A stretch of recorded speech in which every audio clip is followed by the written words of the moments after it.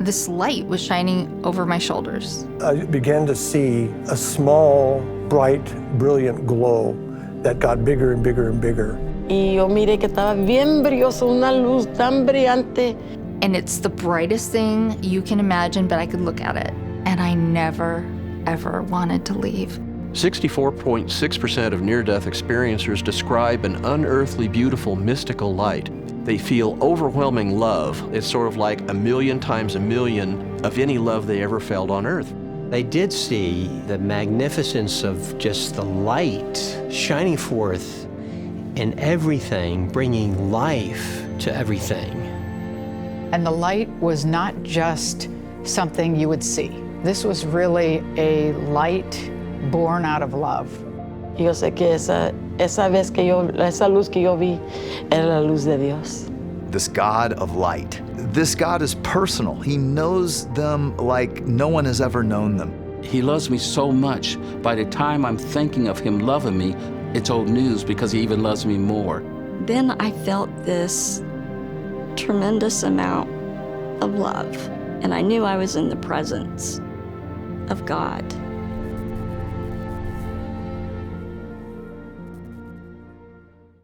Well, welcome back to our What's Afterlife discussion. We've talked about the scientific evidence for the afterlife, relationships in heaven, and the beauty of heaven. The truth is, different people hope for different things in heaven.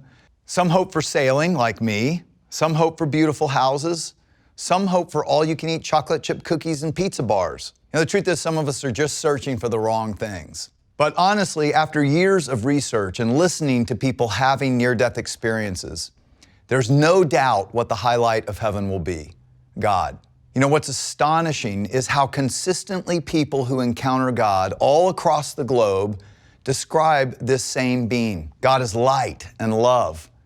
They sometimes describe a man of brilliant light, brighter than the sun, but easy to look at, in fact, mesmerizing. And not an impersonal force, a very personal, sometimes even humorous being who knows them like no one has ever known them. All around the globe, they know this God intuitively. God is love beyond the wildest imagination, an all-knowing love that sees right through you, knows everything, good and bad, and yet loves you more than a mother, father, grandparent, spouse, lover ever could, times 1,000.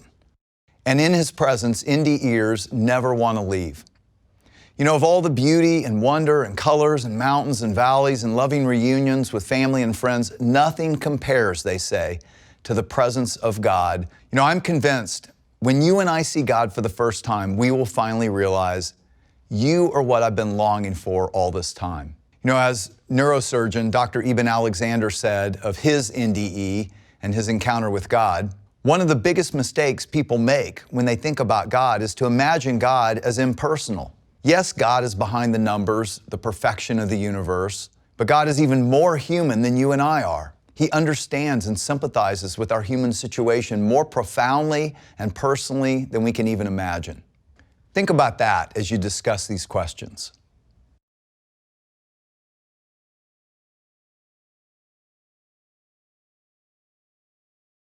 All across the globe, indie ears consistently describe the same God of brilliant light, love, personal, full of life. But has this God of love only recently been revealed through these NDEs? Or has God been revealing Himself all along? Many indie ears encountered Jesus in their experience, sometimes completely unexpected. Maybe they grew up Jewish or Muslim. And yet this brilliant man of light and love, who they knew was God, they also knew was Jesus. 2 Scandinavian researchers studied 500 Americans and 500 Indians to determine how much religious or cultural conditioning shaped one's NDE. They reported this: the various Vedic loci of an afterlife, or Hindu heaven, were never mentioned, nor were reincarnation and dissolution in Brahma, the formless aspect of God, which is the goal of Indian spiritual striving. The concept of karma, accumulation of merits and demerits, may have been vaguely suggested by reports of a, quote, white-robed man with a book of accounts, end quote. The man with this book of accounts is always pictured as a benign ruler. An aura of sacredness rests upon him, regardless of whether he's called, quote, the man in the white robe, or, quote, God. When I was a skeptical engineer, one of the things that opened my mind was the consistent description of NDEs, what they conveyed about God, and how that aligned with the Bible's description of God. Like Moses in approximately 1500 BCE said God appeared as light in a burning bush whose fire never dies. The Jewish prophet Daniel records seeing the same brilliant man of light and recorded it in 500 BCE. His body was like topaz, his face like lightning, his eyes like flaming torches, his arms and legs like the gleam of burnished bronze, his voice like the sound of a multitude. Jesus claimed to be revealing God's sacrificial love, but in a form we could relate to. In one account, Jesus' followers reported seeing him transfigured briefly in physical appearance and described what NDEers see. His face shone like the sun, his clothes became as white as the light. And Jesus claimed, "I am the light of the world. Whoever follows me will never walk in darkness, but will have the light of life." Now, Paul, a Jewish Pharisee, was out killing Christians for claiming Jesus was the Jewish Messiah risen from the dead. And then Paul encountered this brilliant God of light on the Damascus road. This God of light turns out to be Jesus. Paul went on to write many New Testament books. And then John, in the book of Revelation, the last book written in the Bible, sees the risen Jesus, his face brighter than the sun. The same God who NDEers described from India to Singapore, New Zealand to the Middle East aligns with the God that Jesus claimed to reveal. I've heard NDEers in Farsi speak in Portuguese, Spanish, describing meeting Jesus when they clinically died. Some people never expected to meet Jesus on the other side, yet they did. Listen. I grew up in Council Iowa in a Jewish family. My dad had a mantra: Jesus Christ is the biggest hoax ever perpetrated on mankind. Christians are idiots for having hope. Your life has less significance than the smallest speck of dust in this infinite universe. I had known from some time in that afternoon that I was dying. I never thought to pray, never thought about God.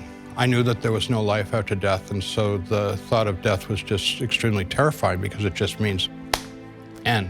I have an overdose. All I remember is that they're loading me up into the back of the ambulance. I thought that if I died, that was it, game over, it's done. We were in an accident where another horse ran into my horse. She reared up, flipped over backwards with me on her back, and fell across my body. As she hit my chest, I immediately left my body. I realized there was a person standing right there, and he moved forward, and I looked at him, and he looked at me, and it's like, oh, Jesus, oh, hey. It's like, how you doing? I knew that I had known him my entire life. He took my hand, and we flew. It was like we had this wave of light under our feet, pushing us forward, and he was grinning from ear to ear. I saw out of the light hands and arms emerge out of this impossibly beautiful white light. I knew it was Jesus. He just gently picked me up and held me up against him real tight, up against his chest. There was a sense of peace, and I feel the presence of God. When I got on the other side of the forest, that's when I saw Jesus Christ. He was real bright, brighter than any light I've ever seen, even the sun. It was as though his hair, his eyes, his skin were all the colors simultaneously. I cried out the name of Jesus Christ. The next moment, I felt his face. And the first thing I remember saying is, "This is love." And I buried my face against his chest, and I put my arms around him, and he had his arms around me, and I never, ever wanted to leave.